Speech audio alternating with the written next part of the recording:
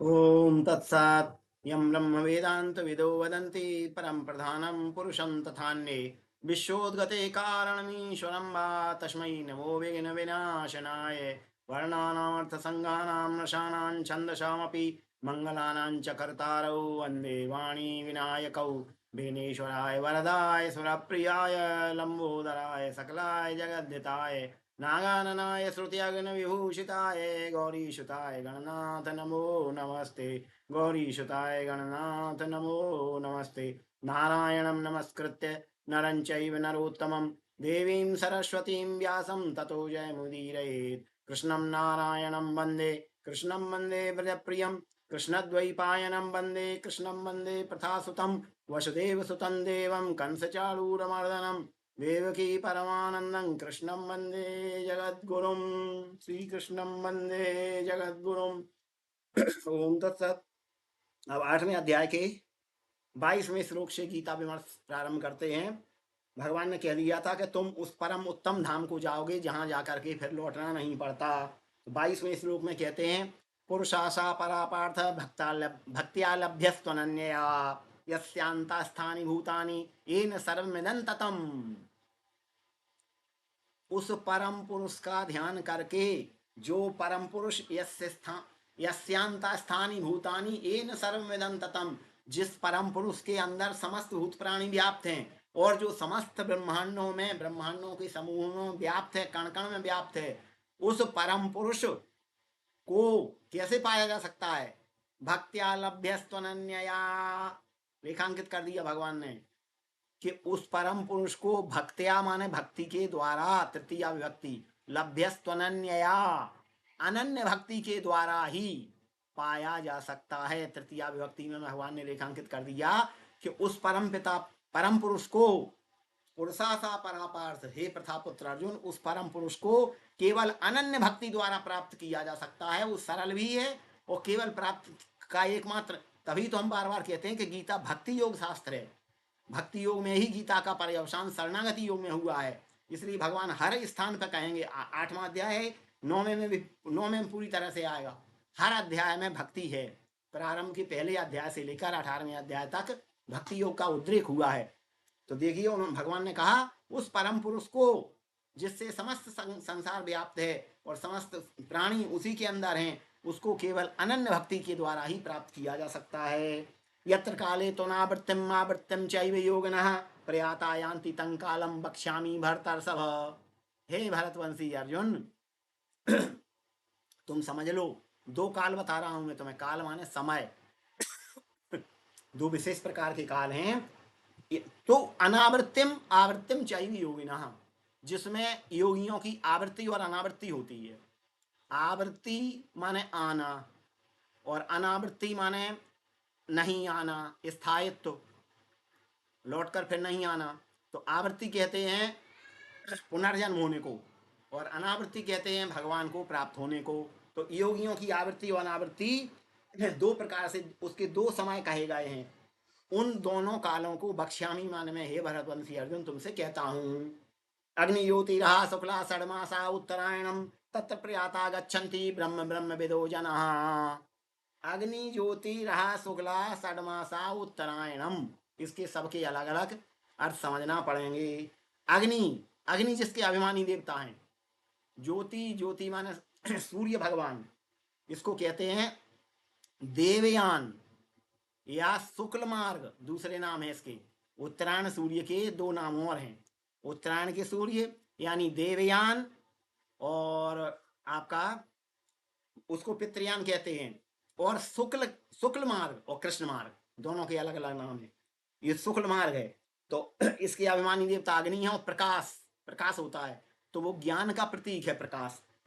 दिन का प्रकाश दिन में, और शुक्ल पक्ष हो, शुक्ल पक्ष का प्रकाश रात्रि भी, दिन भी हो, और रात्रि, शुक्ल पक्ष में रात्रि में भी प्रकाश, सर्वत्र प्रकाश ही प्रकाश है। तो भगवान कहते हैं वो ज्ञान रूपी प्रकाश है उस योगी का। वो उस ज्ञान रूपी प्रकाश में जो 6 महीने, उत्तरायण के 6 महीने होते हैं, उनमें तत्र प्रयाता, उनमें जो शरीर छोड़ करके जाता है वह ब्रह्मविद होता है और ब्रह्म को ही प्राप्त होता है, फिर वो लौट करके नहीं आता। तो 6 महीने सूर्य उत्तरायण होते हैं, 6 महीने दक्षिणायन होते हैं। अब उत्तरायण कब होते हैं? मकर संक्रांति में सूर्य मकर राशि में संक्रमण करते हैं। तो मकर राशि उत्तरायण की पहली राशि है। मकर, कुंभ, मीन, मेष, वृष, मिथुन, ये 6 उत्तरायण की राशियां हैं। और कर्क, सिंह, कन्या, तुला, वृश्चिक, धनु, ये दक्षिणायन सूर्य की राशियां हैं। तो जैसे ही सूर्य मकर संक्रांति में उत्तरायण के सूर्य में प्रवेश करते हैं, मकर संक्रांति का उत्सव पूरे विश्व में मनाया जाता है। स्नान दान तर्पण आदि किया जाता है कि अब ऐसा महत्व आ गया 6 महीने का कि इन 6 महीनों में जन्म भी अच्छा होता है और मृत्यु भी अच्छी होती है। कुंडली उठा के देख लो, उत्तरायण में सूर्य प्रबल होते हैं। सप्तदोषम रविर्हन्यात् विशेषाद उत्तरायण में ज्योतिष से बोल रहा हूँ कि 7 दोषों के उत्तरायण के सूर्य 7 ग्रहों के दोषों को दूर कर देते हैं। सप्तदोषम रविर्हन्यात् विशेषाद उत्तरायण, उत्तरायण के सूर्य जिसका जन्म उत्तरायण के सूर्य में हो उसके अन्य ग्रहों के दोष दूर कर देते हैं सूर्य भगवान। तो उत्तरायण का जन्म भी अच्छा और महाप्रयाण भी अच्छा होता है। तो वो उत्तरायण के सूर्य 6 महीने चलते हैं। वो कब तक चलते हैं? लगभग 15 जनवरी 14-15 जनवरी से हो जाते हैं और 14 या 15 जुलाई तक चलते हैं जी। हमारा अंग्रेजी से शाम में 14, 15, 16 जनवरी को ही मकर संक्रांति होती है, या 14 को आएंगे मकर में सूर्य, या 15, 16 को आएंगे, तो इससे आगे नहीं बढ़ेंगे। और इतना ही चल करके फिर 1 महीने रहते हैं एक राशि में सूर्य। तो जनवरी से फरवरी, मार्च, अप्रैल, मई, जून, जुलाई, जुलाई के महीने तक 15 जुलाई तक मिथुन के सूर्य रहते हैं, तो उत्तरायण के। और इसके बाद फिर दक्षिणायन के सूर्य प्रारंभ हो जाते हैं। तो कर्क, सिंह, कन्या, तुला, वृश्चिक, धनु, ये दक्षिणायन के सूर्य होते हैं। तो उत्तरायण के सूर्य में जो शरीर छोड़कर जाते हैं, तो इन अभिमानी देवताओं के द्वारा, अग्नि देवता के द्वारा, सूर्य देवता के द्वारा ये ब्रह्म तक पहुंचाया जाता है वो जीव, वो योगी। और ब्रह्म में जाकर फिर ब्रह्मलीन हो जाता है, फिर वो लौट के वापस नहीं आता है। अब दूसरा मार्ग बताते हैं जिसको पितृयान कहते हैं, या जिसको कृष्ण मार्ग कहते हैं, या जिसको दक्षिणायन के सूर्य कहते हैं। धूमो रात्रिस्तथा कृष्णा षड्मासा दक्षिणायनम तत्र चांद्रमसम ज्योतिर्योगी प्राप्य निवर्तते। धूमो रात्रि, धूम धूम है, उसमें प्रकाश नहीं है, अग्नि नहीं है, धुआं है। उसमें तो अग्नि है, पहले वाले में तो अग्नि थी, और इसमें क्या है? धुआं, केवल धुआं है इसमें। धूम और रात्रि, और रात्रि है, अंधकार ही अंधकार है। धुआं भी काला, रात्रि भी काली, कृष्ण पक्ष भी काला। इसका तात्पर्य अज्ञान से है। जो अज्ञानी मनुष्य यानी सकाम कर्म जिन्होंने किया है वो इस मार्ग से जाते हैं। निष्काम कर्मी ब्रह्म को प्राप्त हो गए। अब सकाम कर्मियों की गति बता रहे भगवान कि सकाम कर्मी इस मार्ग से जाते हैं। धूमो रात्र सता कृष्णा षड्मासा दक्षिणायनम तत्र चांद्रमसम ज्योतिर्योगी प्राप्त निवर्तते। वो सूर्य का मार्ग है, ये चंद्र का है। तो धूम, धूम, रात्रि, कृष्ण पक्ष और चंद्रमा, ये देवता उनको उत्तरायण के सूर्य में योगी को यथा स्थान लोकों में पहुंचाते हैं, वहां वो सुख का भोग करते हैं योगी। और उसके बाद लौट करके पुण्य क्षीण हो जाने पर क्षीणे पुण्य मर्त्य लोकम विशंति ते तम भुक्त्वा स्वर्गलोकम विशालम क्षीणे पुण्य मर्त्य लोकम विशंति, गीता कहती है। तो वो पुण्य क्षीण होने पर फिर मृत्यु लोक में दोबारा जन्म ले लेते हैं। ये दक्षिणायन के सूर्य का नियम है कि दक्षिणायन के सूर्य में लौट करके योगी आता है और दोबारा जन्म ले लेता है। इसलिए प्रायः देखा होगा कि बड़े बड़े जैसे भीष्म पितामह ने प्राणों को रोक के रखा था, और उत्तरायण के सूर्य में भीष्म पितामह ने शरीर छोड़ा था, वो भी भगवान के सामने पहले कह दिया था कि प्रभु आप मेरे सामने खड़े रहना। तो भगवान आके खड़े हो गए और उत्तरायण में महाप्रयाण किया और भगवान में ही लीन हो गए भीष्म पितामह, क्योंकि उनका मन तो भगवान में ही लगा था। शरीर से भले ही वो धान्य खाते थे, तो दुर्योधन की बात कहना पड़ती थी उसे कि भैया उसी का रस, रक्त, मांस, मद, मेजा, अस्थि, मज्जा और वीर, ये सप्त धातुएं बनी हैं। तो सप्त धातुओं जहाँ से मिल रही हैं तो उसका थोड़ा बहुत गुणगान, और उसके लिए तो लड़ना ही पड़ेगा। लड़े और सरसैया पे पड़े रहे, लेकिन उत्तरायण के सूर्य का इंतजार करते रहे। तो उत्तरायण के सूर्य की महिमा है यहाँ। उत्तरायण के सूर्य में ही उन्होंने शरीर छोड़कर भी ब्रह्म को प्राप्त हो गए। ये भीष्म पितामह की कथा महाभारत में है, और ये भीष्म पर में गीता कही गई है। बाद में वो ब्रह्मलीन हो गए अपने समय पे। ये तो 42वें अध्याय तक है गीता। उसके बाद फिर भीष्म पर में आगे भीष्म पितामह ब्रह्मलीन हो गए, और भीष्म पितामह भीष्म पर में सेनापति थे। और उसके बाद सेनापति फिर कौन बने? द्रोणाचार्य। भीष्म के बाद द्रोणाचार्य, उसको द्रोण पर्व कहा गया। और द्रोणाचार्य के बाद बने कर्ण, वो कर्ण पर्व कहलाया। और कर्ण एक दिन सेनापति रहे और कर्ण मर गए। और कर्ण के बाद फिर शल्य से कह दिया था, शल्य मामा थे नकुल सहदेव के भाई, दुर्योधन ने प्रलोभन दे दिया था तुम्हें एक दिन सेनापति जरूर बनाएंगे। तो सेनापति उनको बनाया और फिर वे भी चले गए। इस प्रकार 18 दिन कुल महाभारत का युद्ध चला है। और जिन जिन में जो सेनापति थे कौरवों के, महाभारत में व्यास जी ने उनके वही पर्वों के नाम वही के वही रखे हैं। जिनमें जो सेनापति थे उनके नाम। शल्य थे तो शल्य पर्व, शल्य जिसमें सेनापति रहे, उन शल्य की कथा है, युद्ध की विवरण, उसमें शल्य पर्व में शल्य सेनापति रहे। तो इसके बाद वो तो चले गए, दक्षिणा वाले चले गए, फिर प्राप्त दोबारा पुनर्जन्म होके लौट आते हैं, और उत्तरायण की महिमा बता दी। अब फिर भगवान बताते हैं, शुक्ल कृष्णे गति हेते जगता शाश्वते मते एक आयातना वृत्ति मन्यया वर्तते पुनः। शुक्ल कृष्णे गति हेते, एक शुक्ल मार्ग है, एक कृष्ण मार्ग है, दो मार्ग बताए। दो मार्ग गति है, इनमें गति करना पड़, गति होती है योगियों की। हेते जगता शाश्वते मते, जगत का शाश्वत मत है सभी शास्त्रों में लिखा हुआ है। और इसमें एक यातनावृत्ति मन्य आवर्तते पुनः, एक में आवृत्ति नहीं होती है और एक में आवर्तते पुनः। एक मार्ग द्वारा नीचे वाले जो पितृयान बताया, उस दक्षिणायन के सूर्य में जाने वाला, शरीर छोड़ने वाला योगी दोबारा लौट करके पुनः इसी संसार में आ जाता है और जन्म लेता है। फिर धीरे धीरे क्रम उसको क्रमिक मुक्ति मिलती है। अब आगे, नैते श्रुति पार्थ जानन योगी मुह्यति कश्चन तस्मात् सर्वेषु कालेषु योग युक्तो भवार्जुन। 8:27। नैते श्रुति पार्थ जानन, इन श्रुति इन गतियों को जान करके योगी मुह्यति कश्चन, जो हमेशा भगवान में रहने संसक्त रहने वाला योगी है, भगवान में लगा हुआ उसका चित्त, वो मोहित नहीं होता है कि मुझे उत्तरायण में शरीर छोड़ना है कि दक्षिणायन में छोड़ना। वो तो भगवान के शरणागत हो चुका, उसको तो अपनी तरफ से कुछ कहना ही नहीं है, वो तो निरंतर भगवान में मन लगा करके मोहित नहीं होता है। तस्मात् सर्वेषु कालेषु योग युक्तो भवार्जुन, इसलिए भगवान ने कह दिया कि इसलिए हे अर्जुन, तुम तो सभी कालों में योग मुक्त रहो, योग युक्त रहो। सभी कालों में जितने जो ऊपर काल बताए हैं, दोनों काल, उत्तरायण के सूर्य में, दक्षिणायन के सूर्य, दोनों कालों में योग युक्त रहो, योग में आसक्त रहो, योग का धर्माचरण करते रहो। इनमें योगी मोहित नहीं होता है इन कालों से। और हमेशा भगवान कहते हैं सर्वेषु कालेषु, समस्त कालों में तुम हे अर्जुन योग युक्त हो जाओ, योग में ही लगे रहो। क्योंकि योगी की अहमियता आगे बताई है, वेदेषु यज्ञसु तपसु चैव दानेषु यत् पुण्य फलम प्रदिष्टम अत्येति तत्सर्वमिदं विदित्वा योगी परम स्थानमपैति चाद्यम। वेदेषु यज्ञेषु तपसु चैव, वेद विद्वान, वेदों में लगे हुए वेद विद्वान, यज्ञों में लगे हुए, और तपसु चैव तप करने वाले तपस्वी योगी, दानेषु अन्य दानों में, तमाम तरह की, जैसे पुरुषोत्तम मास में 30 प्रकार का दान बता रहे हैं, काले तिलों का दान भी करो, चावल का दान भी करो, हैं छाते का दान भी करो, इस प्रकार से अनेक दान। तो दानेषु यत् पुण्य फलम प्रतिष्ठम, दानों में भी जो पुण्य फल कहा गया है, अत्यति तत्सर्वम विदित्वा, उस सब को छोड़ करके, उस सब को लांघ करके, योगी परम स्थान मुपैति चाद्यम, जो वो योगी है सर्व काल में योग करने वाला, सब काल में भगवान में मन लगाने वाला जो योगी है, वो परम स्थान मुपैति चाद्यम, वो आदि अनंत शाश्वत सनातन स्थान को प्राप्त करता है, मेरे परम पद को ही प्राप्त कर लेता है। इसलिए भगवान ने बार बार कहा कि वेदों में, यज्ञों में, तपों में, दानों में जो भी पुण्य फल कहा गया है, उस सब पुण्य फल को, सकाम कर्मों के पुण्य फल को लांघ कर, वो निष्काम कर्मी जो भगवान में मन लगाए है, कुछ चाहता नहीं है, अत्यति तत्सर्वमिदं विदित्वा, ये सब जानते हुए भी सबको लांघ करके योगी परम स्थान उपैति चाद्यम, और वो योगी स्थान उपैति चाद्यम, आद्य स्थान को उपैति यानी प्राप्त कर लेता है, आदि स्थान को प्राप्त कर लेता है। इसलिए हे अर्जुन, तस्मात् सर्वेषु कालेषु योग युक्तो भवार्जुन, इसलिए तुम समस्त कालों में योग युक्त हो। ये भगवान ने 2 बार कहा है। 8वें अध्याय में ही भगवान ने, जो देह त्याग का, मैंने इसका नाम देह त्याग दिया है, इस अध्याय का नाम, कि देह त्याग की प्रवृत्ति या प्रक्रिया या प्रोसेस बताया कि देह किस तरह से छोड़ा जाए कि भगवत प्राप्ति हो जाए।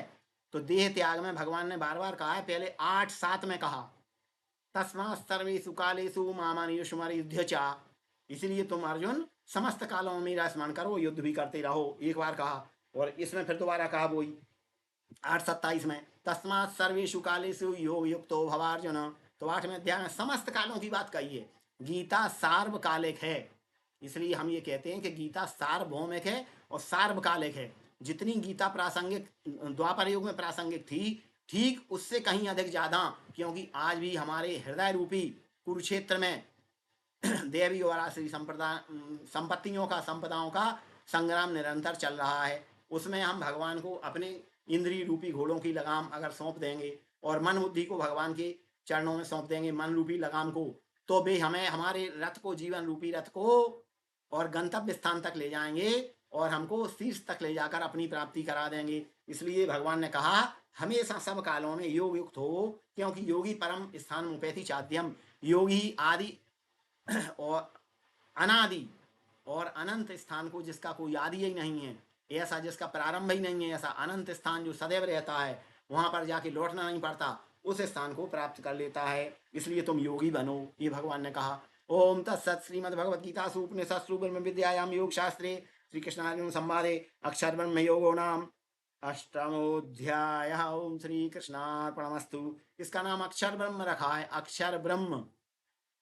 अक्षर ब्रह्म क्यों रखा? कुछ अध्यायों के नाम के बीच में जो अक्षर आए हैं 2-3 श्लोकों में, वही नाम रख दिया है पुष्पका में। अक्षरम ब्रह्म परमम स्वभावो अध्यात्म मुच्यते, अक्षरम ब्रह्म परमम, तो उसका नाम रख दिया अक्षर ब्रह्म योग। अब अक्षर ब्रह्म क्या है? अक्षर ओम इत्येकाक्षरम ब्रह्म, ओम इति एकाक्षर ब्रह्म, यह ओम नाम का एकाक्षर ब्रह्म है। और इसमें ओम नाम का जप करता हुआ प्राणी शरीर छोड़कर भगवान से भगवान लीन हो जाता है, इसलिए इसका नाम अक्षर ब्रह्म योग रखा। ये 8वां अध्याय हम भगवान के श्री चरणों में समर्पित करते हैं और अपनी वाणी को पवित्र करते हुए भगवान नाम का संस्मरण करते हैं। श्री कृष्ण गोविंद हरे मुरारे, हे नाथ नारायण वासुदेव, और सर्व लोगों के कल्याण की कामना करते हैं। सर्वे भवन्तु सुखिनः, सर्वे सन्तु निरामयाः, सर्वे भद्राणि पश्यन्तु मा कश्चित् दुःख भाग् भवेत्। और 9वां अध्याय कल आपकी सेवा में और भगवान की सेवा में समर्पित करेंगे। ओम तत्सत।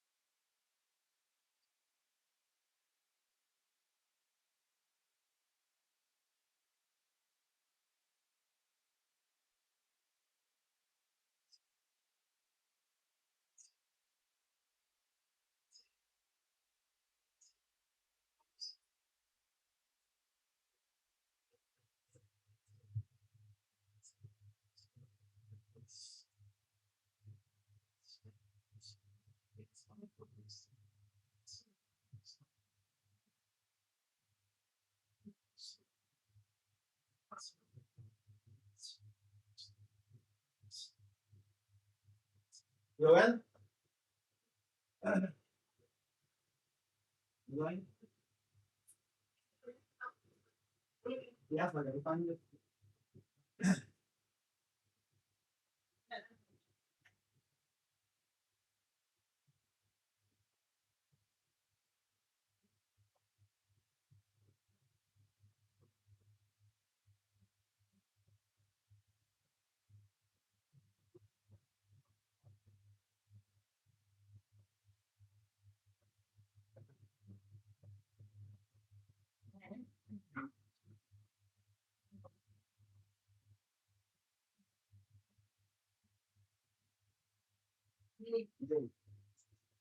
ये सब जो